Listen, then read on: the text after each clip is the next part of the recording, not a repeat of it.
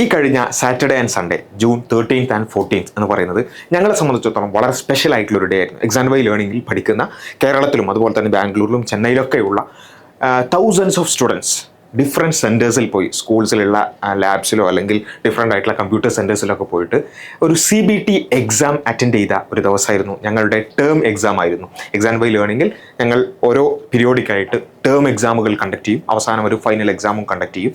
അതിൻ്റെ first term exam ആയിരുന്നു ഈ കഴിഞ്ഞ ദിവസങ്ങളിൽ. ഇതെന്തുകൊണ്ടാണ് ഇമ്പോർട്ടൻ്റ് ആവുന്നത്? ഈ എക്സാം എഴുതിയത് 6th മുതൽ 10th വരെ സ്റ്റാൻഡേർഡിൽ പഠിക്കുന്ന കുട്ടികളാണ്. നിങ്ങളൊന്ന് ആലോചിച്ച് നോക്കുക, ഈ കേരളത്തിൽ അല്ലെങ്കിൽ നമ്മൾ മലയാളികളായിട്ട് തൗസൻഡ്സ് അല്ലെങ്കിൽ ലക്ഷങ്ങൾ അല്ലെങ്കിൽ അതിനപ്പുറത്തേക്ക് കോടിക്കണക്കിന് വിദ്യാർത്ഥികൾ ഇവിടെ ഉണ്ട് അല്ലേ. പക്ഷേ അതിൽ നിന്നും ഇത്രയും കുറച്ച് കുട്ടികൾ ഇങ്ങനൊരു എക്സാം എക്സ്പീരിയൻസ് ചെയ്യുന്നു. ബാക്കിയുള്ളവർ ഈ എക്സാം എപ്പോഴാണ് എക്സ്പീരിയൻസ് ചെയ്യുക? നിങ്ങൾ ശരിക്കും ആലോചിച്ച് നോക്കണം. അതായത് +2 ഒക്കെ കഴിഞ്ഞിട്ടാണ് ഇതുപോലുള്ള എക്സാംസ് നമ്മുടെ കുട്ടികൾ അറ്റംപ്റ്റ് ചെയ്യുന്നത്. ഏത് രൂപത്തിൽ? നമ്മുടെ JEE എക്സാംസ് അല്ലെങ്കിൽ അതുപോലെയുള്ള പലതരത്തിലുള്ള കോമ്പറ്റേറ്റീവ് എക്സാംസ്, അങ്ങനെയുള്ള എക്സാംസ് എഴുതുമ്പോഴാണ് ആദ്യമായി ഒരു CBT സെൻറ്ററിൽ പോയിട്ട് കമ്പ്യൂട്ടറിൻ്റെ മുമ്പിൽ ക്വസ്റ്റ്യൻസ് വരുന്നു, അതിൽ ഓപ്ഷൻസ് വരുന്നു, അത് മാർക്ക് ചെയ്യുന്നു, അതേപോലെ തന്നെ അതിന് നെക്സ്റ്റ് കൊടുക്കാനും സ്കിപ്പ് ചെയ്യാനൊക്കെ ഉള്ള ഓപ്ഷൻസ് കാണുന്നു. ഇങ്ങനെ ഒരു എക്സാം എക്സ്പീരിയൻസ് എന്ന് പറയുന്നത് പല കുട്ടികൾക്കും ഫസ്റ്റ് ടൈമായിട്ട് കിട്ടുന്നത് +2 കഴിഞ്ഞതിന് ശേഷമായിരിക്കും. പക്ഷേ ഞങ്ങളുടെ കുട്ടികൾക്ക് ഇതാ 6th മുതൽ തന്നെ ഞങ്ങൾ അത്തരത്തിലുള്ളൊരു എക്സ്പീരിയൻസ് ആണ് കൊടുത്തുകൊണ്ടിരിക്കുന്നത്. ഇതെന്തുകൊണ്ടാണെന്ന് വെച്ചാൽ ഇപ്പം നമ്മളുടെ കുട്ടികളൊക്കെ പറഞ്ഞിട്ടുള്ള ഒരു കാര്യമാണ്, ഈ ഒരു എക്സാം എക്സ്പീരിയൻസ് എന്ന് പറയുന്നത് ഇറ്റ് ഈസ് ടോട്ടലി ഡിഫറെൻറ്റ്. കാരണം സാധാരണ നമ്മുടെ കുട്ടികൾ എന്ത് എക്സാമാണ് എക്സ്പീരിയൻസ് ചെയ്യാറുള്ളത്? സ്കൂൾ എക്സാംസ് ആണ് അല്ലേ. സ്കൂൾ എക്സാംസ് എന്ന് വെച്ചാൽ സാധാരണ പേപ്പർ കിട്ടും, അതിൽ ആൻസർ ഷീറ്റ് ഉണ്ടാവും. ആൻസർ ഷീറ്റിൽ 1 വേർഡ് അല്ലെങ്കിൽ match the following, short essay, short note, ഈ കാര്യങ്ങളൊക്കെ സാധാരണ രീതിയിലുള്ള എക്സാം ഒരു എക്സ്പീരിയൻസ് അല്ലേ. അതിൽ നിന്നും ടോട്ടലി ഡിഫറെൻ്റ് ആണ് ഈ മൾട്ടിപ്പിൾ ചോയ്സ് ക്വസ്റ്റ്യൻസ് ആയിട്ടുള്ള ഈ CBT എക്സാം എക്സ്പീരിയൻസ് എന്ന് പറയുന്നത്. കാരണം ഒന്നാമത് ആ ക്വസ്റ്റ്യൻ പാറ്റേൺ തന്നെ ഡിഫറെൻ്റ് ആണ് അല്ലെ. ഒരു ക്വസ്റ്റ്യൻ ഉണ്ടാവും, 4 ഓപ്ഷൻസ് ഉണ്ടാവും. ആ 4 ഓപ്ഷൻസിൽ കറക്റ്റ് ഓപ്ഷൻ സെലക്ട് ചെയ്യണമെന്നുണ്ടെങ്കിൽ അത്രയും അക്യുറേറ്റ് ആയിട്ടുള്ള ഷാർപ്പ് ആയിട്ടുള്ള നോളജ് വേണം അല്ലേ. മൾട്ടിപ്പിൾ ചോയ്സ് ക്വസ്റ്റ്യൻസിൻ്റെ ഒരു പ്രത്യേകതയാണ്. അതേപോലെ തന്നെ നെഗറ്റീവ് മാർക്കിംഗ് ഉണ്ടാവും. തെറ്റിച്ചാൽ ഓൾറെഡി സ്കോർ ചെയ്തതിൽ നിന്ന് നെഗറ്റീവായിട്ട് പോകും. അതേപോലെ തന്നെ ആ ഒരു എക്സാം ആംബിയൻസ്, ഒരു കൃത്യം സമയം നിശ്ചയിച്ച് മൾട്ടിപ്പിൾ സബ്ജക്റ്റ് ഇൻ 1 എക്സാം അല്ലേ. JEE-ലൊക്കെ ഉള്ളതുപോലെ തന്നെ ഒരുപാട് സബ്ജക്റ്റ് അത് ഒറ്റ ദിവസം ഒരുമിച്ച് എക്സാം എഴുതണം. അതിൽ ടൈം മാനേജ്മെൻറ്റ്, ഇങ്ങനെയുള്ള അനേകം ഫാക്ടേഴ്സ് അവിടെ മാറ്റർ ചെയ്യുന്നുണ്ട് അല്ലേ.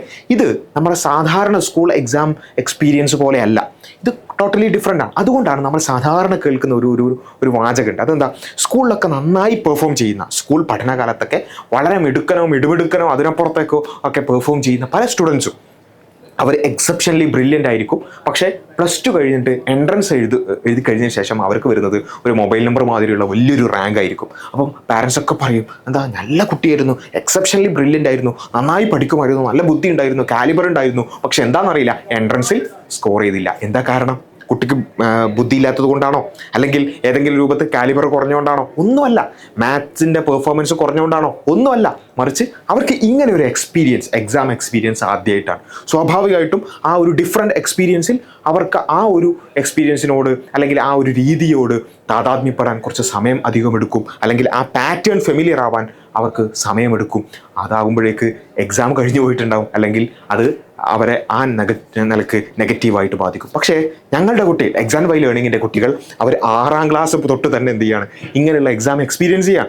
ഒബ്വിയസ്ലി അവർക്ക് ഫസ്റ്റ് എക്സാം എക്സ്പീരിയൻസ് ചെയ്യുന്ന പല ആളുകൾക്കും, പല കുട്ടികൾക്കും ഒരു പക്ഷേ മാറിപ്പോയിട്ടുണ്ടാവും, കൈതട്ടി മാറിപ്പോയതുണ്ടാവാം, അല്ലെങ്കിൽ സ്കിപ്പ് അടിച്ചു പോയതുണ്ടാവാം. ഇങ്ങനെ പല സാധാരണ വരുത്തുന്ന മിസ്റ്റേക്കുകൾ ഞങ്ങളുടെ കുട്ടികളും വരുത്തിയിട്ടുണ്ടാവും. പക്ഷേ ഞങ്ങൾക്ക് ഉറപ്പിച്ച് പറയാൻ സാധിക്കും, ഈ എക്സാം എഴുതി കഴിഞ്ഞതിന് ശേഷം അവരത് അനലൈസ് ചെയ്യും, ഞങ്ങളത് ഡിസ്കസ് ചെയ്യും. അതിനുശേഷം നെക്സ്റ്റ് ടേം എക്സാം ആകുമ്പോഴേക്ക് അറ്റ്ലീസ്റ്റ് 50% മിസ്റ്റേക്ക് എങ്കിലും അവർ തിരുത്തിയിട്ടുണ്ടാവും. അത് കഴിഞ്ഞ് ഫൈനൽ എക്സാം ആകുമ്പോഴേക്ക് അതിലും അവർ ബെറ്റർ ആയിട്ടുണ്ടാവും. ഇങ്ങനെ ത്രൂ ഔട്ട് ദ ഇയർ, അതേപോലെ തന്നെ അടുത്ത വർഷങ്ങളിലടക്കം അവരങ്ങനെ കറക്റ്റ് ചെയ്ത് മുന്നോട്ട് പോകുമ്പോഴേക്ക് +2 കഴിയുമ്പോഴേക്ക് അവർ ഏറ്റവും നല്ല രൂപത്തിൽ ഇത്തരമൊരു എക്സാം എഴുതാൻ പ്രാപ്തമായ രൂപത്തിൽ, ഈ പാറ്റേൺ ഫെമിലിയർ ആയ രൂപത്തിലായിട്ടുണ്ടാവും. അതിന് ഞങ്ങൾ വെറും ഈ ടേം എക്സാംസ് കണ്ടക്ട് ചെയ്യുക മാത്രമല്ല ചെയ്യുന്നത്, ഞങ്ങൾ എല്ലാ ആഴ്ചയും അവർക്ക് അവരുടെ വീട്ടിൽ നിന്ന് എഴുതാൻ പറ്റുന്ന രൂപത്തിലാണെങ്കിലും യൂണിറ്റ് ടെസ്റ്റുകൾ കണ്ടക്ട് ചെയ്യുന്നുണ്ട്. അതേപോലെ തന്നെ അവർക്ക് മാക്സിമം മൾട്ടിപ്പിൾ ചോയ്സ് ക്വസ്റ്റ്യൻസ് പരമാവധി എക്സ്പ്ലോർ ചെയ്യാൻ പറ്റുന്ന രൂപത്തിലുള്ള വർക്ക് ബുക്കുകൾ ഞങ്ങൾ പ്രൊവൈഡ് ചെയ്യുന്നുണ്ട്. ഇതെല്ലാം ഞങ്ങളുടെ കുട്ടികൾ മാക്സിമം ട്രൈ ചെയ്യുന്നുണ്ട്. അത് ഡിസ്കസ് ചെയ്യാനുള്ള ലൈവ് സെഷൻസും ഒക്കെ ഞങ്ങളുടെ ഫൗണ്ടേഷൻ കോഴ്സിൽ ഞങ്ങളിത് പ്രൊവൈഡ് ചെയ്യുന്നുണ്ട്. അപ്പോൾ ആ രൂപത്തിൽ ഒരു ഏറ്റവും ക്രീം ആയിട്ടുള്ള ഒരു സ്റ്റുഡൻസ് ഇതാ എക്സാം വഴിയിലൂടെ വാർത്തെടുക്കപ്പെട്ടുകൊണ്ടിരിക്കുകയാണ്. അപ്പോൾ ഏതായാലും ഞാൻ ഇത്രയും പറഞ്ഞ കാര്യം എന്താ വെച്ചാൽ നമ്മുടെ ഈ ഒരു ഫൗണ്ടേഷൻ കോഴ്സ് എന്ന് പറയുന്നത് ഏറ്റവും ബെസ്റ്റ് സ്റ്റുഡൻസിന് നമുക്ക് കൊടുക്കാൻ പറ്റുന്ന ഏറ്റവും നല്ലൊരു കോഴ്സാണ് എന്നുള്ള കാര്യത്തിൽ യാതൊരു സംശയമില്ല. അപ്പോൾ അതുകൊണ്ട് ഞങ്ങളുടെ ഫൗണ്ടേഷൻ കോഴ്സിൻ്റെ സെക്കൻഡ് സ്ട്രീം അടക്കം അതിൻ്റെ അഡ്മിഷൻ അടക്കം ക്ലോസ് ചെയ്യാണ്. ഈ ജൂൺ 30 മൊത്തം അഡ്മിഷൻസ് നമ്മൾ ക്ലോസ് ചെയ്യാണ്. അപ്പോൾ നിങ്ങൾക്ക് ഈ കോഴ്സിൽ ഇനിയും എൻറോൾ ചെയ്യാത്ത ഈ സയൻസിലും മാത്സിലൊക്കെ താല്പര്യമുള്ള അല്ലെങ്കിൽ അതിന് കാലിബറുള്ള സ്റ്റുഡൻസ് ഉണ്ടെന്നുണ്ടെങ്കിൽ ഒബ്വിയസ്ലി എത്രയും പെട്ടെന്ന് ആസ് സൂൺ ആസ് പോസിബിൾ നിങ്ങൾ എന്ത് ചെയ്യുക, എൻറോൾ ചെയ്യുക. ഒബ്വിയസ്ലി അവർക്കത് അവരുടെ ഭാവിയിലേക്ക്, അവരുടെ അക്കാദമിക്സിൽ, അവരുടെ സ്കൂൾ പെർഫോമൻസിലൊക്കെ അവർ പോസിറ്റീവ്ലി ഇമ്പാക്റ്റ് ചെയ്യും എന്ന കാര്യത്തിൽ യാതൊരു സംശയമില്ല. മാത്രമല്ല ഏറ്റവും നല്ല ക്രീം സ്റ്റുഡൻസിൻ്റെ ഒരു പൂളിലേക്കാണ് അവർ എത്തിപ്പെടുന്നത്.